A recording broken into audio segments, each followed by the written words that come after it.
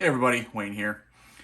After I posted my tutorial video playing the first three turns of Global War, World War II Worldwide, 1939 to 1945, by Ben Madison, published by White Dog Games, I had multiple comments, multiple people saying, Wayne, can you please play through, at the very least, the Operation Barbarossa and Attack on Pearl Harbor, which will be the next two turns, the next two chits that get played. So you had those green chits, remember, at the beginning with multiple kinds of attacks, and they really set things up.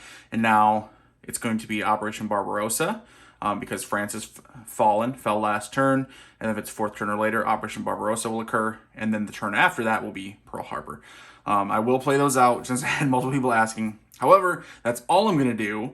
I'm not going to keep playing after that. But before you get upset, I may have mentioned this before, but I do have a complete playthrough of the 1943 to the end of the game scenario called the Turning Point scenario. So that bit will be going up. I think it's, I almost want to say it's an hour and a half, maybe a 2-hour video. So if you want to see this game being played from 1943 all the way to the end, watch that 2-hour video. But for now, let's just do those two turns. All right. So, all right.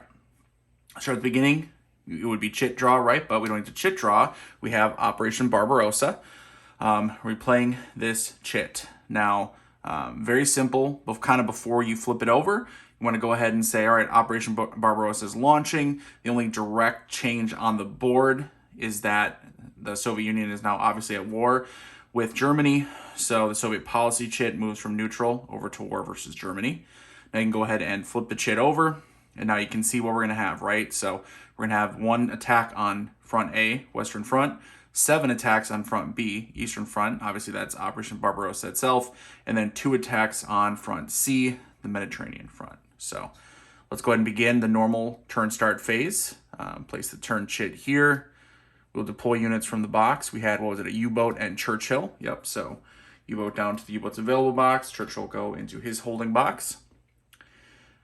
Play calendar events. It's Hitler's orders, which is the launch of Operation Barbarossa. And then victory at sea, turn 4. That is the Bismarck Raider goes to the U-boat box. So go over to our holding box over here on the counter tray box. Find the Bismarck, which is a very strong Raider, by the way, the strongest one. You can see it has 5 strength. That will go in the holding box as well. So there are now 4 total U-boats, 3 U-boats, and a German Raider to be deployed, which they can deploy up to 4. Okay, now chit-based events. There are no events on the chit, including the number. The actual disc color is white, so you would not flip over Stalin, but Stalin here is on his unused side, so he will remain available. Okay, let's go to the evening telegraph phase. Remember, roll a 1d6. It's turn 4, so you add that to the die roll. 6. 6 is, okay, it's again actually no military events. Quislings is the political event, which, since it's Barbarossa, you actually add an extra attack on B. Lucky us. So instead of 7, there will be 8 attacks on front B. Fantastic. And then no commando special event on there. So, okay, let's go to the Axis powers attack phase. So as usual, we go ahead and run through an order. A, 7 on B, 2 on C. Let's go ahead and activate the 1 on A. So front A is going to suffer an attack. I have no partisans or any way to stop it. So we'll go ahead and deploy the last air unit here to front A. Luckily, there's still only 5 here. Otherwise, the 6, remember, would be that blitz, which I'm guessing there's going to be a blitz over here on front B. Okay. Now let's go to front B, by the way. Let's go to the Eastern Front. Operation Barbarossa begins. 8 attacks on B. I have nothing here that can stop anything. No partisans, nothing like that. The only thing we do have is we have Yugoslavia here acting as the one sort of distraction in the Balkans, right? So remember, it's a prop, a distraction or prop army, prop unit, right? So we can prop them up. If we have $1, we could spend $1 to prop them up. They would have 3 strength that the Axis would have to roll against.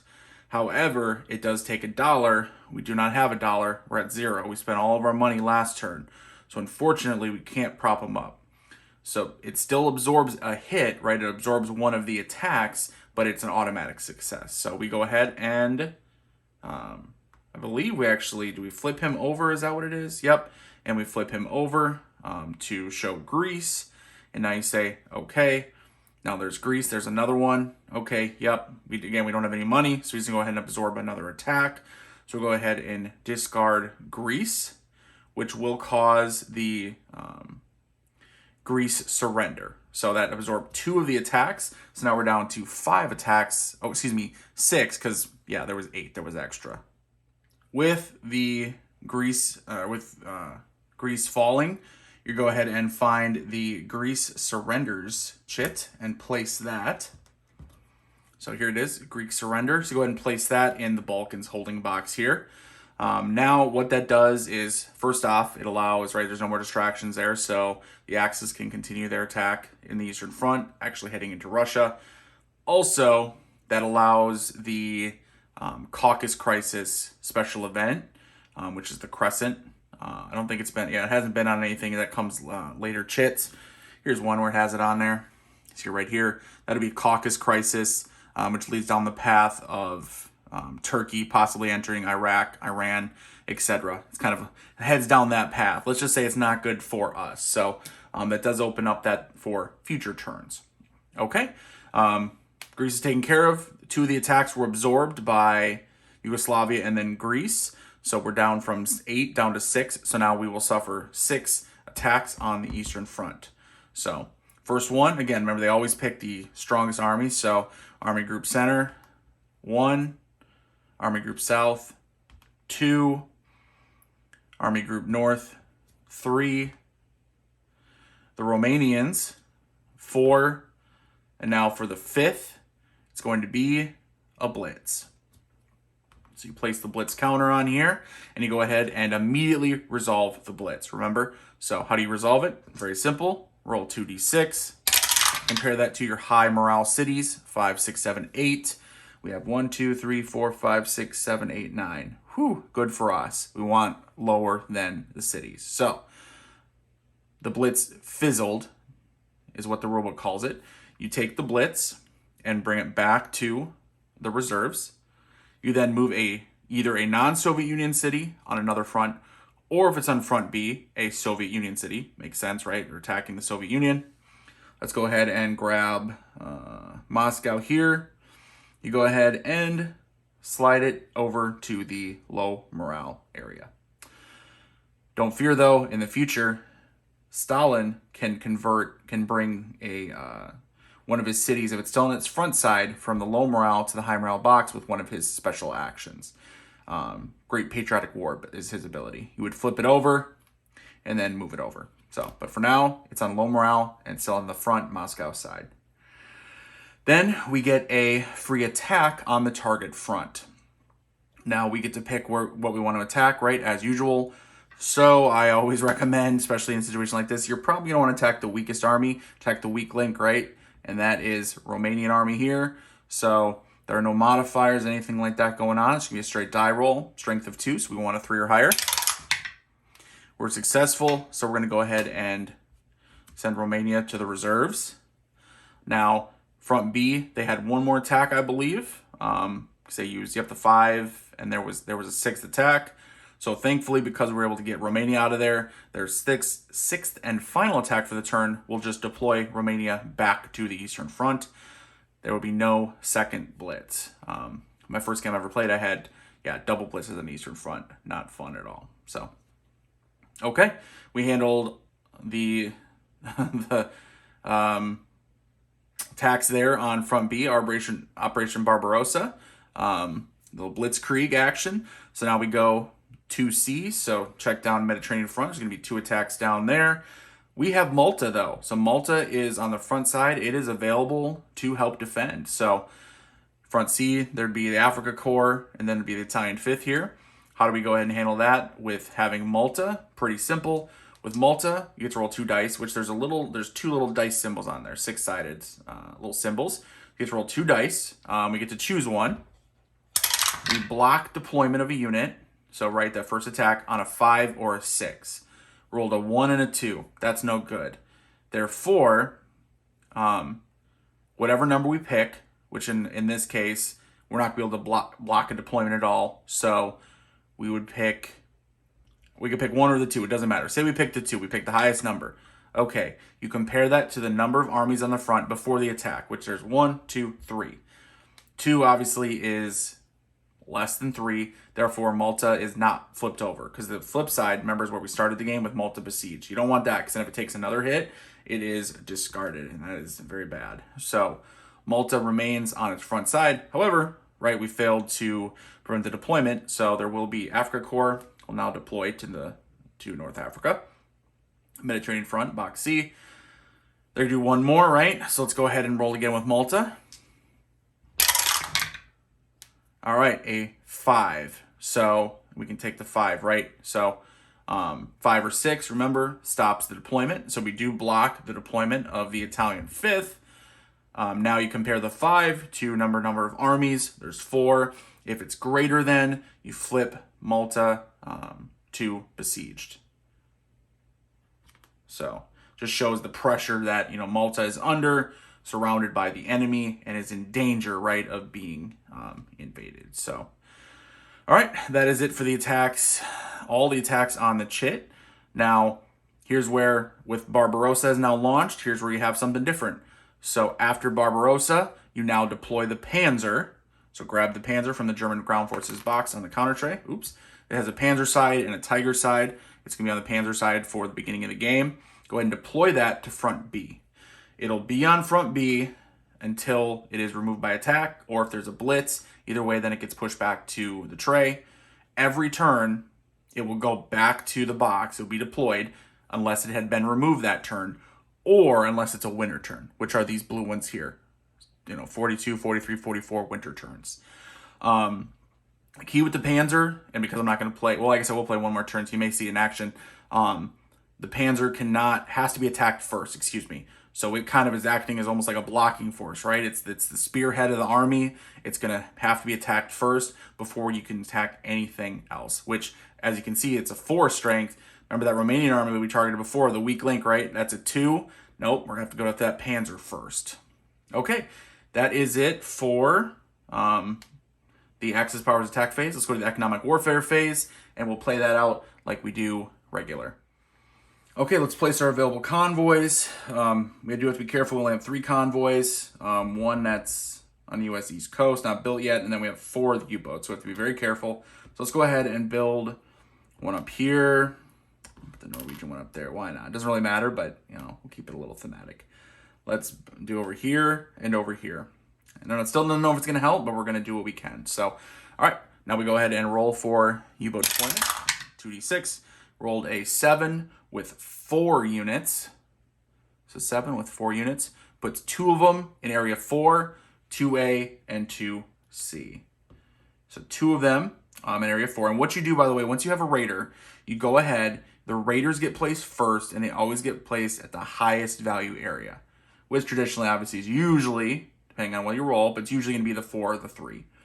So in which case it was, there's 2 of them at the 4, so the Bismarck and one of the U-boats. So what did I say? 2A and 2C. So then 2A up here is going to get one, up where the Norwegian convoy is. And then 2C over here off Australia.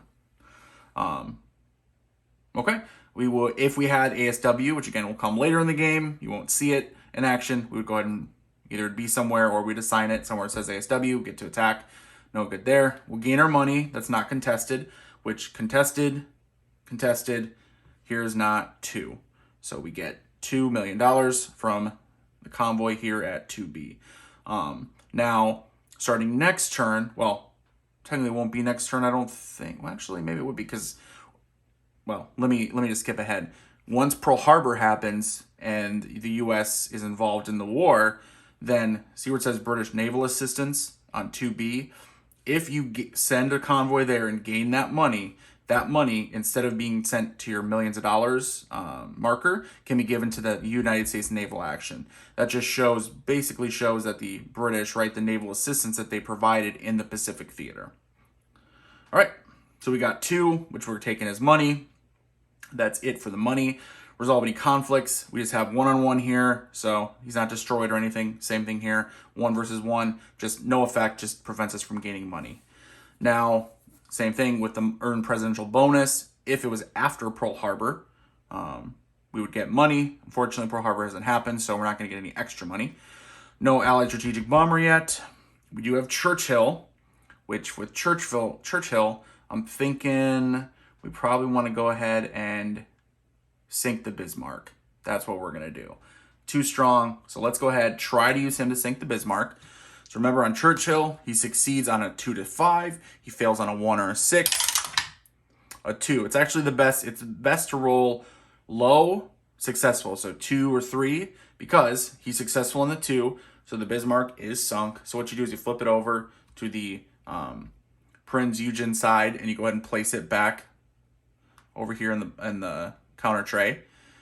And then you check the roll. We rolled 2. Therefore, Churchill is placed 2 ahead, 1, 2, on the turn calendar.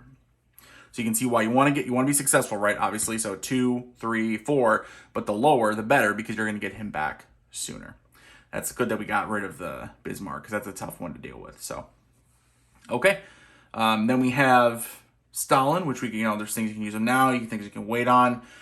We're going to want to do some attacks, I think, on the Eastern Front. So let's go ahead and save him for the next phase, UN attack phase, so we can start doing some shock army attacks. Also, we'll be able to use the cannon fodder to attack there as well to kind of hold back the Germans. So we can do Lend-Lease. So we have Jeeps and trucks left. Let's go ahead. We've already had we're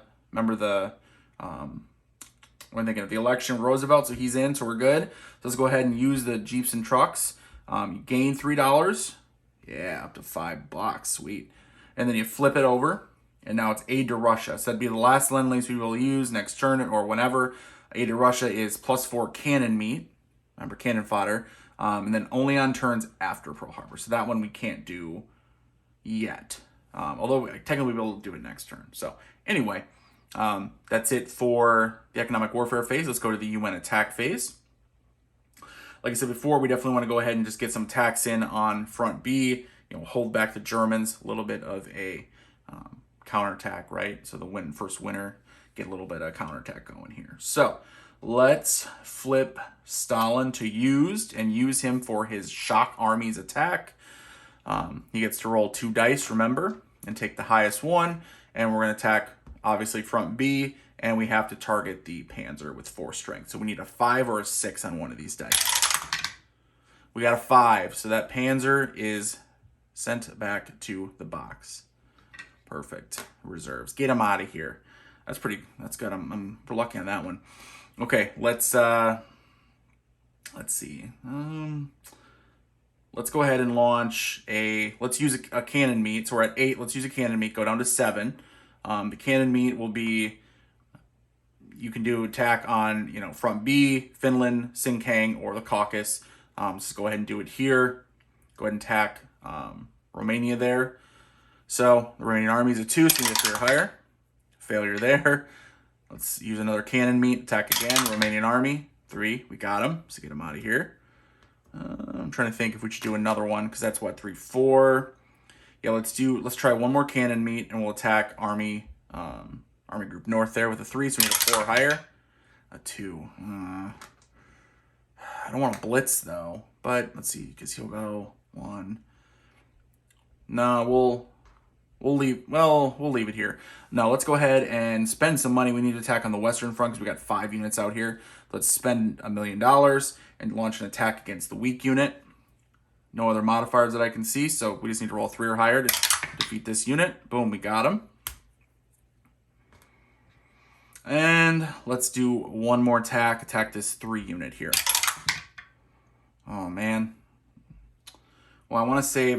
We want $2 million for the convoy here, $2. So let's spend 1 more and do 1 more attack here against 3. So we need a 4 higher, 4 higher. Oh man, that sucks. All right, let's call it there. I think, right? Yeah, let's do that. So, UN attack phase, we're good there. Pacific naval phase, skip if Japan is neutral or Dutch control to Dutch East Indies. Which, yep, there we go. So no worries there. I'm going to skip the phase. Industrial phase, We have our $2. Let's spend them. And let's go ahead and build U.S. convoy on the East Coast. So now we'll have all 4 convoys, which is the most you can have in the game here. Okay, turn end phase. Commando, he's at his box, no worries. Allied banking, nothing to bank.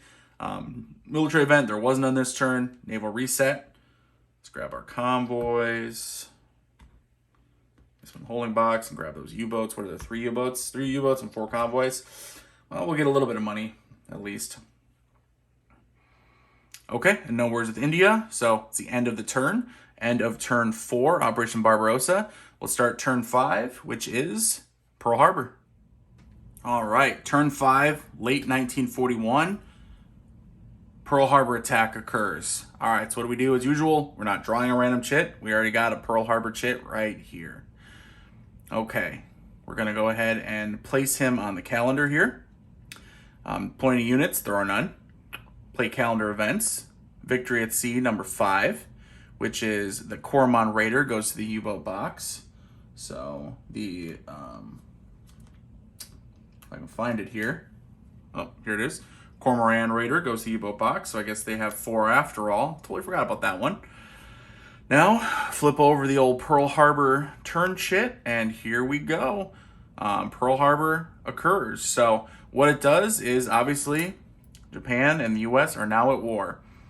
First off, we flip the Japan neutral tiles on fronts E and F. So here on E, Southeast Asia Theater, go ahead and flip it over. It's Thailand. That is the new capital. You can have the little capital symbol in the bottom here.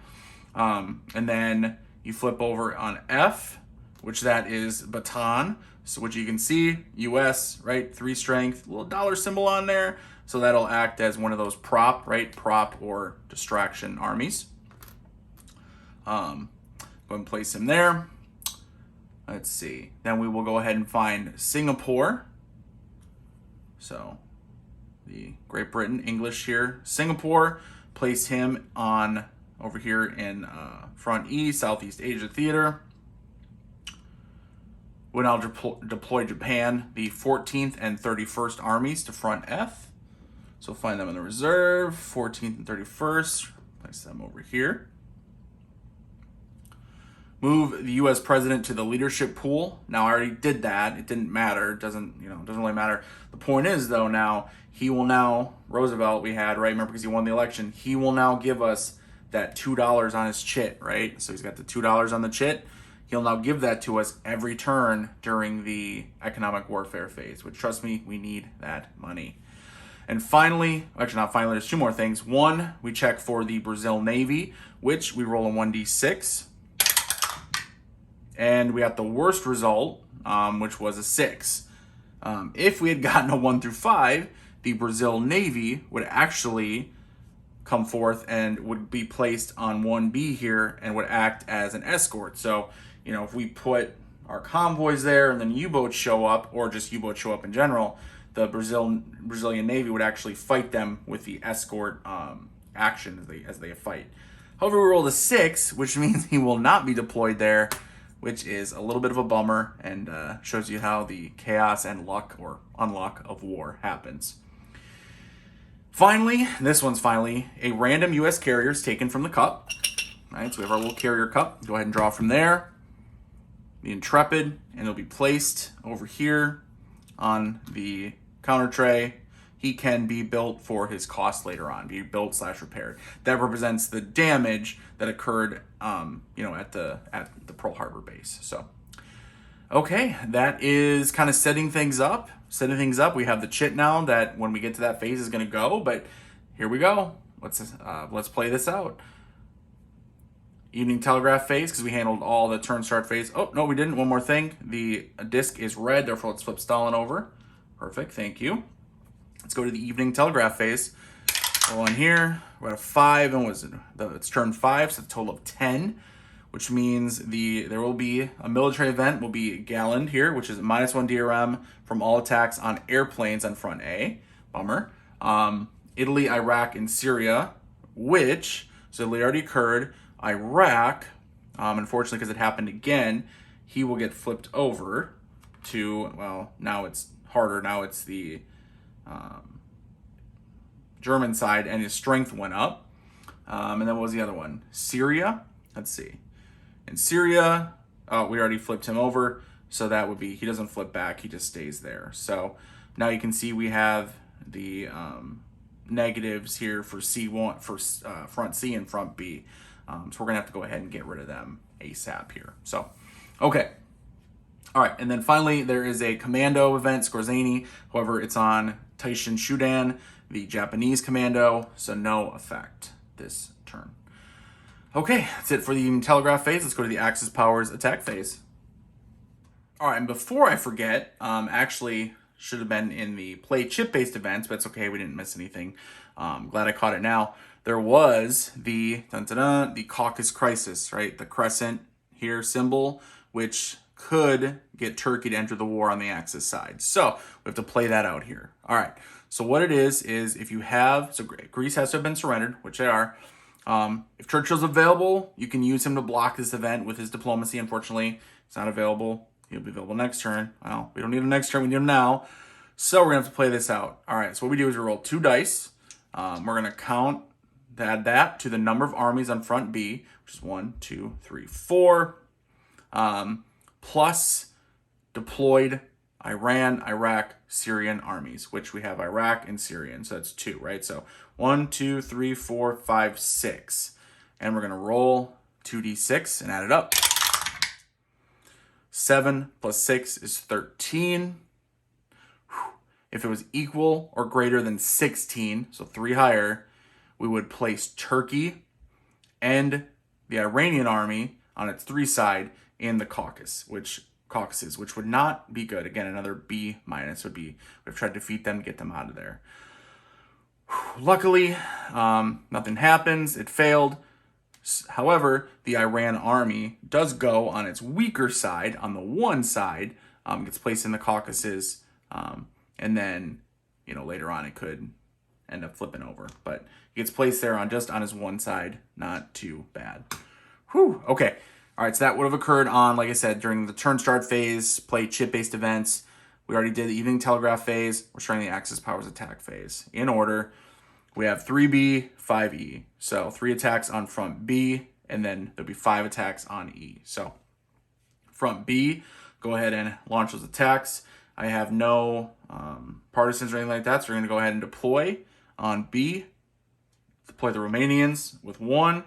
And then a blitz with a 2nd attack. All right, so we're going to suffer a blitz. Remember how we resolve blitz? Roll 2d6. Check high morale cities. Clearly 3 is less than how many we have left. So the blitz fizzles. So go ahead and return the blitz marker to the reserves. We will then move a Soviet Union city over. So we'll move, let's move Baku over. We will then conduct a free attack on Eastern Front. Let's go ahead and pick the weakest. We do currently have a -1 from the Caucasus and a -1 from the Near East. So that is a total of -2 to our roll. So we're rolling free attack against the Romanian here. 5. So 5 minus 2 is 3. Still higher, so he is knocked out. Thank God. All right. Now, they had, 1 attack left on B, right? Because 1 was Romanian, 2nd was a blitz. Yep, so with their 3rd attack on front B, they will move and deploy the Romanian unit to the Eastern Front. Okay. Now, we will do the attacks on front E. 5 attacks on E. They do have to attack the prop armies here, Singapore, and then in the back are the Dutch, I believe. Netherlands. Yep. And then let me see here. So we have no money to prop them up though. So 5 attacks total, right? First one eliminates this army, flips it over. Second one eliminates it, discards it entirely. 3 attacks left on front E, Southeast Asian Theater.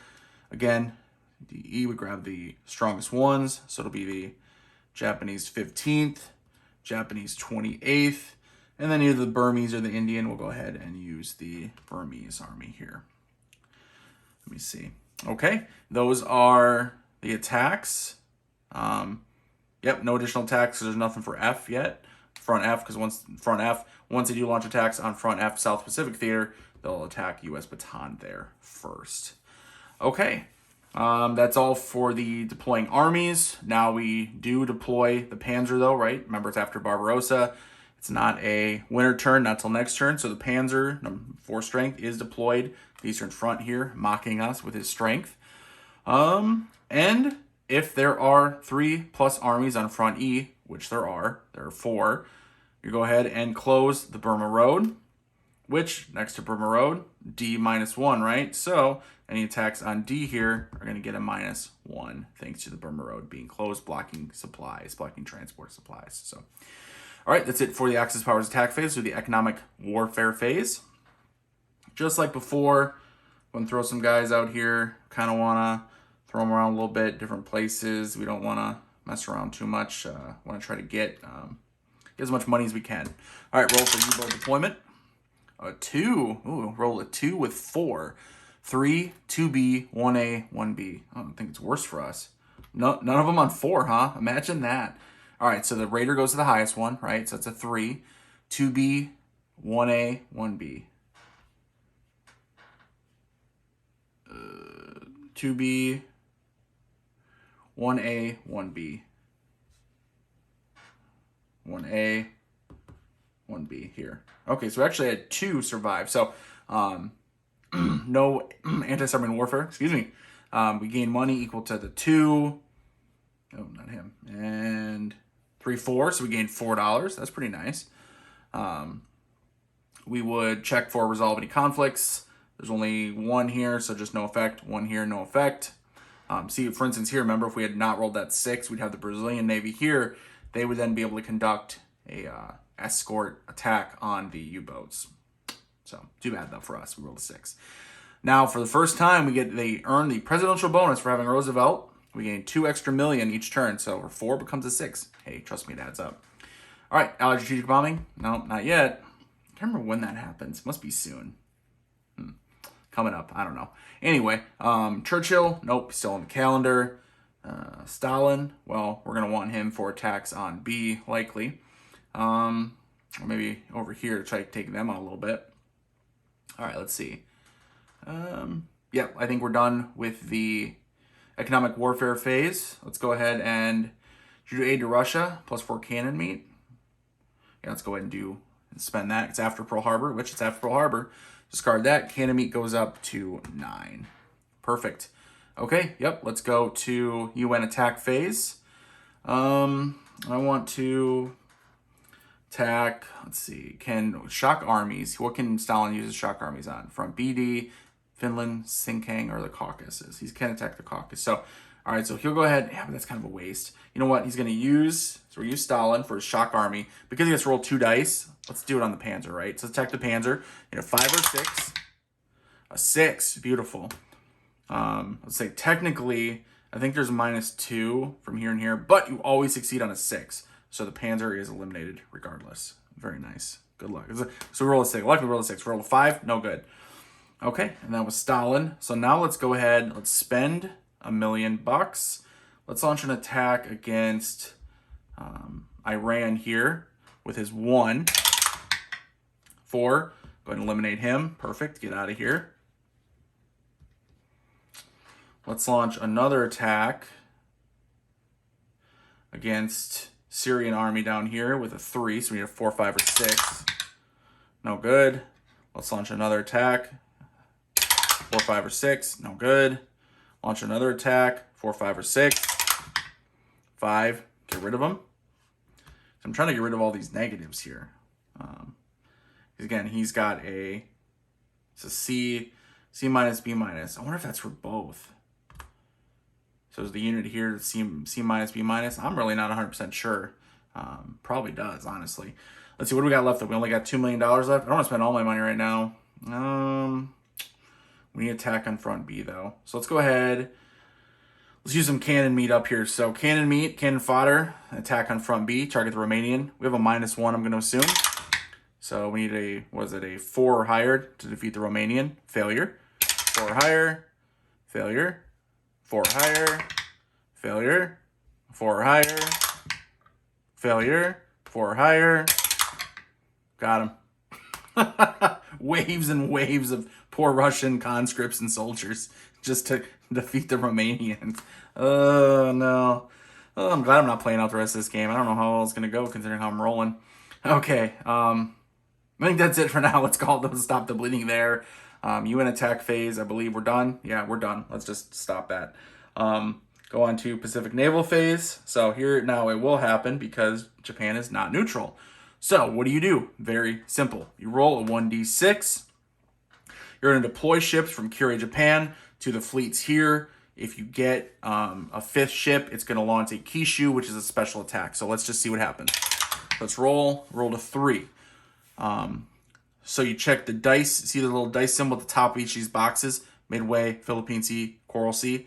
Midway has a 3. Philippine Sea does not. Coral Sea has 1. So Midway and Coral Sea will each get a unit, each get a naval unit.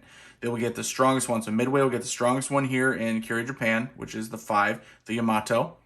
Goes to Midway. It's at 4. And then Coral Sea will get the Chokai, which is a 4 strength unit. They're only at 3 units though. Now that's okay. So nothing bad happens in regards to the Kishu.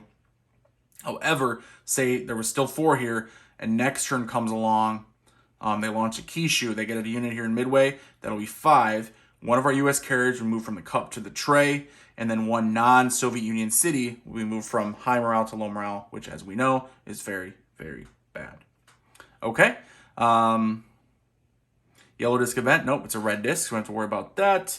Do we want to attack the Japanese carriers or the ships at all? Yes, we do. So we go ahead and draw a carrier chit. A 4. What is this? The Essex. So we get 4. So the dollars, the money, the gold, and number in gold, not only is its cost to rebuild, it's also how many actions we get. So we get 4 naval actions. It'll chit here. Move it up to the 4. So we conduct 4 naval actions, which basically is going to be combat against Japanese ships in the boxes here. Now we can send Spruance. He has a +2, but then he gets placed ahead in the box. I mean, I don't know. Should we do it? Actually, we probably should. Let's go ahead and send him to Midway. So we're going to have an attack in Midway here. All right. We're attacking the Japanese fleet here. We have, using him, he gets a +2 to, is it the first attack? All attacks there. And okay, so +2 to all his attacks. So let's go ahead and spend 1 naval action. With Spruance, let's attack the Akagi with its 6. 4 with his +2, that's 5, 6. However, it has to be a natural 6 to succeed or greater than, right? So with his 6, he would have to roll a 5. So not successful. We'll spend another action. Let's go after a weaker one. Let's go after Yamato here at 5. Just need to roll a 4. Not successful. We'll go again. Let's attack the Yamato again. 6, automatic success. What do? Flip it over to the white dot side, right? So you have the red side here. They call it the meatball side in the rulebook. Flip it over to the white side, and then it's Nagato now, and place him back in Kure, Japan. Let's continue on, though, and not waste Spruance. So we'll do 1 more action. Plus, he gets placed on the calendar, the last number you rolled, which that was a 6. We've been placed 6 ahead. We don't want that. So let's try to get the Hiryu here. Oh, the Zuikaku. We'll do the Hiru. 6. Okay, so Hiryu is obliterated, flipped over, placed back in Kure, Japan. The Midway fleet has been decimated by Admiral Spruance. Now he gets placed 6 ahead. So 1, 2, 3, 4. Well, actually, 1, 2, 3, 4, 5, 6. And he gets flipped over to his +1 side. Okay? That is it for the Pacific Naval phase. Industrial phase, we got $2 million, but is there anything to build? We could build partisans. We could build, let's see, where's the Soviet partisans? Are in the back of the chits here. Yeah, so let's go ahead and do that. We'll spend $2, build the Soviet partisan here on front B. Try to help prevent deployment of future units here. We really don't want to get blitzed on front B, especially not till we get our Soviet Union cities back up to the high morale, because yeah, it's just not good. Okay, is that it for what we want to do for industrial phase? Yeah, well, we got no more money left, so that's about it. Turn end phase, commando, still there. Allied banking, nothing to bank. We spent everything. Military event, let's get him out of here. That was only on front A, which we didn't do any attacks there anyway. Naval resets, we get our convoys back.